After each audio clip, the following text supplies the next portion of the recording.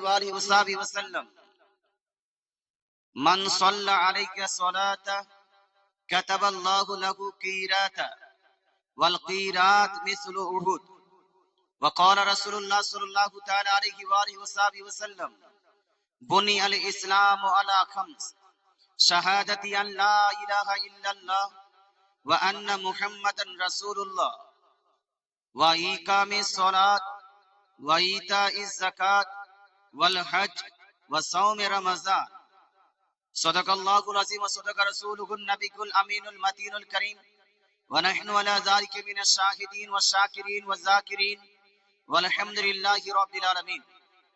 Honorable President of this stage, very respectable ulama ikram, then dearest and nearest all Islamic brothers and sisters, especially the committee of this Jalsa, the youngsters of this village, the students of school, college, universities.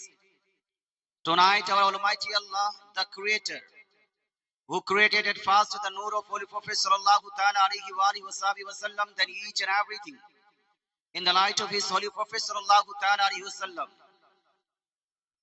the sustainer, the maintainer of this universe and hereafter, gave us a beautiful light, a glorious chance to increase our Islamic knowledge with the help of this Jalsa, which knowledge is compulsory and necessary for each and every person connected to Islam, whether it be male or remain.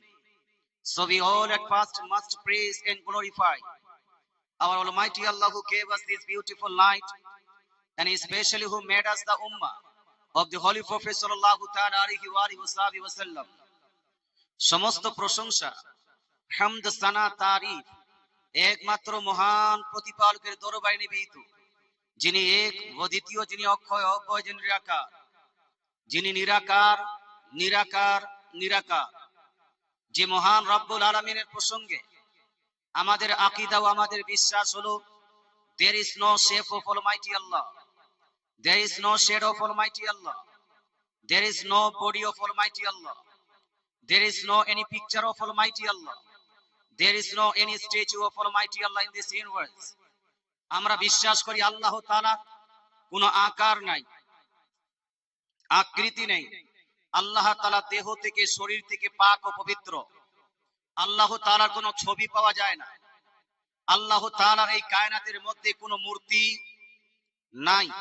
সে মহান রব্বুল আলামিন আজকের এই পবিত্র রাত্রিতে আপনাকে, আমাকে, এই গ্রাম, এই সমাজ, এই এলাকার মানুষকে একটি পবিত্র মাহফিলে পার্টিসিপেট করার এবং ইসলামিক আলোচনা শ্রবণ করে নিজের ইসলামিক জ্ঞানকে বৃদ্ধি করার শক্তি প্রদান করেছেন। তাই আসুন সেই মহান রব্বুল আলামিনের দরবারে, আল্লাহ পাকের দরবারে একবার শুকরিয়া জ্ঞাপন করি।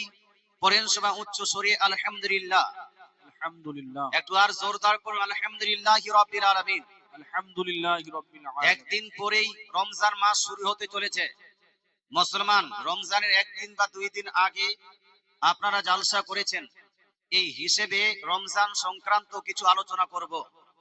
আমরা সুন্নি মানুষ, আহলে সুন্নাতুল জামাত, মুতালম্বি ব্যক্তি, এই জন্য আহলে সুন্নাতুল জামাতের কিছু কর্ম নিয়ে আলোচনা করব।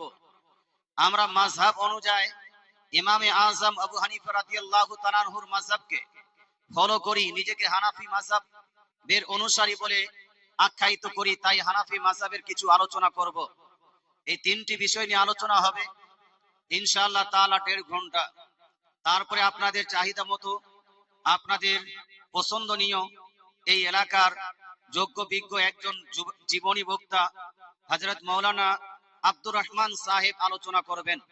তবে আলোচনার পূর্বে আসুন আমরা সবাই মিলে একত্রিত হয়ে মহব্বতের সহিত, প্রেমের সহিত, ভালোবাসার সহিত একবার নবীজি সাল্লাল্লাহু তাআলা আলাইহি ওয়াসাল্লামের প্রতি মহব্বতের সহিত দরুদ শরীফ পাঠ করি। মুসলমান, দরুদ শরীফ পড়ি কেন? কারণ কি?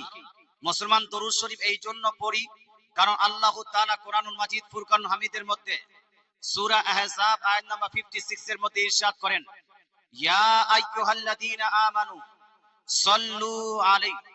আল্লাহ তাআলা বলেন, হে মুমিন বান্দারা, হে ঈমানদারগণ, তোমরা আমার নবীর প্রতি দরুদ পাঠ করো। জোরে বলেন সুবহানাল্লাহ, সুবহানাল্লাহ। দরুদ পাঠ করতে বলেছেন কে? কেজি কোন মোল্লা যদি বলতো নিজের তরফ থেকে, তাহলে আমরা এটা মানতে পারি, নাও মানতে পারি। তবে যখন আল্লাহ তাআলা বলেছেন, হে আমার ঈমানদার ব্যক্তিগণ, হে আমার ঈমানদার বান্দারা, তোমরা আমার নবীর প্রতি দরুদ পাঠ করো, আমরা মুসলমান মানতে বাধ্য, এটা আমরা করতে বাধ্য, তাই আমরা দরুদ শরীফ পাঠ করি। বলবেন হুজুর, পড়লাম, দরুদ শরীফ পাঠ করলাম, লাভটা কি হলো আমার? হুজুর, নবী করিম সাল্লাল্লাহু আলাইহি ওয়াসাল্লামের প্রতি যদি কোনো ব্যক্তি দরুদ শরীফ পাঠ করে, লাভটা কত হয়? একটা হাদিস তেলাওয়াত করি। ইমাম বুখারীর উস্তাদের উস্তাদ ইমাম আব্দুর রাজ্জাক, মুসান্নাফ আব্দুর রাজ্জাকের মধ্যে বিশ্ববিখ্যাত হাদিস গ্রন্থ মুসান্নাফ আব্দুর রাজ্জাক, জিল নাম্বার 1, পেজ নাম্বার 51 এর মধ্যে একটি হাদিস নকল করেছেন এইভাবে। রাসূলুল্লাহ সাল্লাল্লাহু তাআলা আলাইহি ওয়াসাল্লাম ইরশাদ করেন, মান সাল্লা আলাইকা সালাতা কাতাবাল্লাহু লাহু কিরাতা। দয়ার নবী, মায়া নবী বলেন, কোন ব্যক্তি যদি আমার প্রতি মুহাব্বতের সহিত, প্রেমের সহিত, ভালোবাসার সহিত একবার দরুদ শরীফ পাঠ করে, আল্লাহ তাআলা সেই ব্যক্তির নামায় আমলে, সেই মানুষের নামায় আমলে এক কিরাত নেকি লিপিবদ্ধ করবেন। জোরে বলেন সুবহানাল্লাহ। সুবহানাল্লাহ। বুঝতে তো পারলাম না হুজুর, তবে বুঝতে পারলাম যে নেকি হবে, তবে এক কিরাত হবে। কিরাতটা বুঝলাম না, কিরাত কাকে বলা হয়? রাসূলুল্লাহ সাল্লাল্লাহু আলাইহি ওয়াসাল্লাম আপনাদের সহজ করার জন্য আজ থেকে প্রায় 1500 বছর পূর্বে এই কিরাতের ব্যাখ্যা করতে ইরশাদ করেন, আল কিরাত মিসলু উহুদ, অর্থাৎ কিরাতটা হলো উহুদ পাহাড় সমতুল্য। এবার হাদিসের তরজমা হবে এই, নবীজি বলেন, যদি কোনো ব্যক্তি আমার প্রতি একবার দরুদ শরীফ পাঠ করে, আল্লাহ তাআলা তার নামায় আমলে উহুদ পাহাড় সমতুল্য নেকি লিপিবদ্ধ করবেন। জোরে বলেন সুবহানাল্লাহ। সুবহানাল্লাহ। উহুদ পাহাড়টা কি 1 কেজি বাপ? বাংলা বুঝেন তো আপনারা? মানে ঝাড়খণ্ডের লোক হতে পারেন, তবে চলা ফুরা উঠা বসা কথাবার্তা থেকে যা বুঝতে পারলাম যে আপনারা বাংলা ফুল বুঝতে পারছেন। মুসলমান এখানকার আলিম ওলামা যেভাবে উর্দু বলছেন, তদ্রূপ যারা বাংলা বলছেন, যেভাবে আরবিক ইবারত পড়ছেন, সেভাবে বাংলাও যারা বলতে পারছেন, তার মানে এখানে বাংলা প্রচলন আছে। একবার কেউ যদি দরুদ শরীফ পাঠ করে, উহুদ পাহাড়টা যতটা লম্বা চওড়া ভারী, এতগুলো নেকি আপনার নামায় আমলে লিপিবদ্ধ করা হবে। তাহলে এই দরুদ পড়াটা ভালো হলো না খারাপ? ভালো না খারাপ? এবার এই দরুদকে কেউ যদি দূর থেকে মনে করে, দেখো এরা গান করে, দেখো এরা কীর্তন গাইছে, এরা বিদআত করছে, বলুন তো দুনিয়াবি গান করা নেকির কাজ না গুনাহের কাজ? দুনিয়াবি ফিল্মি গান, এই গানটা করা নেকি না গুনাহ? কীর্তন করাটা নেকি না গুনাহের কাজ? কি ভাই, এটা হলো গুনাহের কাজ। মুসলমান, দুনিয়াবি গান করা হলো গুনাহের কাজ, দুনিয়াবি কীর্তন করা এটা হলো গুনাহের কাজ। আর রাসূলুল্লাহর হাদিস, রাসূলুল্লাহ সাল্লাল্লাহু তাআলা আলাইহি ওয়াসাল্লামের হাদিস থেকে প্রমাণিত, দরুদ পড়লে নেকি হয়। এবার যদি এই দরুদকে কেউ দুনিয়ার গানের সঙ্গে তুলনা করে, দুনিয়ার কীর্তনের সঙ্গে তুলনা করে, সেই ব্যক্তি মুসলমান থাকতে পারে না। এই জন্য বলছি, যদি আপনাকে পড়ার ইচ্ছা না করে, যখন আমি পড়বো না, দরুদ পড়বো না, চুপচাপ বসে থাকবেন। কিন্তু কেউ যদি দরুদ শরীফ পাঠ করে, সে যে কোনো দরুদ পড়তে পারে।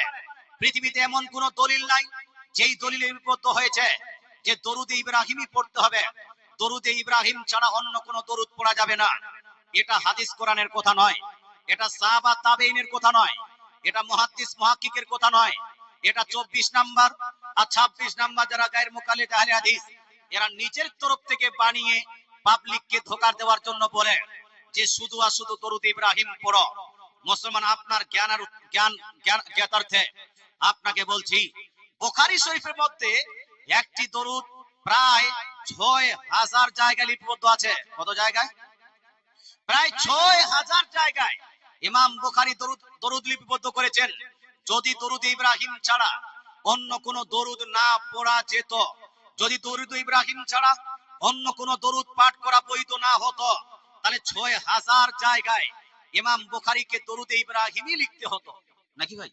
হ্যাঁ, মুসলমান, কিন্তু ইমাম বুখারী রাদিয়াল্লাহু তাআলা আনহু বুখারী শরীফে 6000 জায়গায় যেই দরুদটি লিপিবদ্ধ করেছেন, সেটা দরুদ ইব্রাহিম নয়, সেটা সেই দরুদ নয় যেই দরুদ রাসূলুল্লাহ শিখিয়েছেন, যেই দরুদ বুখারী শরীফের ওই হাদিস থেকে প্রমাণিত, যেই হাদিসটা ওয়াহাবিরা পেশ করে থাকে, বরং ৬,০০০ জায়গায় ইমাম বুখারী দরুদ লিপিবদ্ধ করেছেন সাল্লাল্লাহু আলাইহি ওয়াসাল্লাম। জোরে বলেন সুবহানাল্লাহ। কোন দরুদটি? সাল্লাল্লাহু আলাইহি ওয়াসাল্লাম, সাল্লাল্লাহু তাআলা আলাইহি ওয়াসাল্লাম, সাল্লাল্লাহু তাআলা আলাইহি ওয়া আলিহি ওয়াসাল্লাম। এই রকম দরুদ ৬,০০০ জায়গায় লিপিবদ্ধ হয়েছে। আচ্ছা বলুন তো, পৃথিবীতে যদি দরুদ ইব্রাহিম ছাড়া অন্য কোন দরুদ না পাঠ করা হতো বা জায়েজ না হতো, তাহলে পৃথিবীতে দরুদ ইব্রাহিমই পড়া হতো। কিন্তু মুসলমান পৃথিবীর গোটা পৃথিবীর যদি অ্যানালাইসিস করেন, রিসার্চ করেন যে গোটা পৃথিবীতে কোন দরুদ শরীফ সব থেকে বেশি পাঠ করা হয়, আহলে হাদিসরাও যেই দরুদ সব থেকে বেশি পাঠ করে, দেওবন্দীরাও যেই দরুদ সব থেকে বেশি পাঠ করে, সুন্নিরা যেই দরুদ সব থেকে বেশি পাঠ করে, ফুরফুরারা যেই দরুদটাকে সব থেকে বেশি পাঠ করে, সেটা দরুদ ইব্রাহিম নয়, সেটা হলো সাল্লাল্লাহু আলাইহি ওয়াসাল্লাম। জোরে বলেন সুবহানাল্লাহ। সুবহানাল্লাহ। তাহলে যেই ব্যক্তি বলবে দরুদ ইব্রাহিম ছাড়া অন্য কোন দরুদ চলবে না, এই বলাটা টোটাল শরীয়তের খেলাফ। কথা বোঝা গেল? যে দরুদ আপনার ভালো লাগে, দরুদে তাজ আপনাকে পড়া ইচ্ছা করে পড়তে পারেন, দরুদে গাউসিয়া পড়া ইচ্ছা করে পড়তে পারেন, দরুদে তোনাজিয়া পড়তে চান পড়তে পারেন, দরুদে রেজবিয়া পড়তে চান পড়তে পারেন, এই দরুদে শিফা পড়তে চান পড়তে পারেন। আর আমাদের এলাকায় যে দরুদটি সুরে সুর মিলিয়ে পড়া হয়, এটাকে বলা হয় দরুদে আউলিয়া। জোরে বলে সুবহানাল্লাহ। সুবহানাল্লাহ। এটাকে কি বলা হয়? এই যে একটু পরে সুর করে পড়বেন না, এটাকে কি বলে? দরুদে আউলিয়া। দরুদে আউলিয়া কেন বলা হয়? তার কারণটা হলো এই, ভারতের এই এলাকায় রাসূলুল্লাহ সাল্লাল্লাহু তাআলা আলাইহি ওয়াসাল্লাম সশরীরে ডাইরেক্টলি এসে জাহিরি জিন্দেগিতে এই এলাকায় এসে ইসলাম প্রচার করেননি। রাসূলুল্লাহ সাল্লাল্লাহু আলাইহি ওয়াসাল্লামের ইন্তেকালের পরে সাহাবায়ে কেরামের মধ্যে কিছু লোক হিন্দুস্তানে আগমন করেন, তাবেঈনরা আগমন করেন, তাবেঈনরা আগমন করেন। তারপরে বুজুর্গানে দ্বীন, আউলিয়ায়ে কেরাম, পীরানে ইসলাম এই ভারতের বুকে এসে এক এক করে ইসলাম প্রচার করতে লাগেন। যেই বুজুর্গানে দ্বীন আপনাকে ইসলাম শিখিয়েছে, যেই আউলিয়ায়ে কেরাম আপনাকে কোরআন শিখিয়েছে, যেই আউলিয়ায়ে কেরামের মাধ্যমে আপনি নামাজের শিক্ষা, রোজার শিক্ষা, হজ্জের শিক্ষা, যাকাতের শিক্ষা পেয়েছেন, সেই আউলিয়ায়ে কেরামই এই ভারতে বাংলা ভাষাভাষী এলাকায় এই দরুদটি চালু করেছেন। জোরে বলে সুবহানাল্লাহ। সুবহানাল্লাহ। যেহেতু আউলিয়ায়ে কেরাম এই দরুদটি চালু করেছেন, তাই আমরা এটাকে দরুদে আউলিয়া বলি। কি বলি? দরুদে আউলিয়া। এটা পড়া যাবে না যাবে না ভাই? যাবে। মুসলমান আজকাল কিছু লোক বলছে, যেমন বাংলাদেশের এক বক্তা, নাম হলো আব্দুল্লাহ বিন আব্দুর রাজ্জাক বিন ইউসুফ, এ বলছে নবীজি সাল্লাল্লাহু আলাইহি সাল্লামকে সালাম জানাচ্ছে সুন্নিরা, এই সালামের মাধ্যমে নবীজির বেয়াদবি করছে, নবীজির অসম্মান করছে। পৃথিবীর মধ্যে মুসলমান নামে যতগুলো পরিচিত ব্যক্তি আছে, এদের মধ্যে সব থেকে বেশি নবীকে কেউ যদি সম্মান করে থাকে, সব থেকে বেশি নবীকে কেউ যদি মর্যাদা দিয়ে থাকে, নবীর সঙ্গে সব থেকে বেশি যারা মোহাব্বত করে থাকে, তারা হলো আহলে সুন্নাত। জোরে বলে সুবহানাল্লাহ। সুবহানাল্লাহ।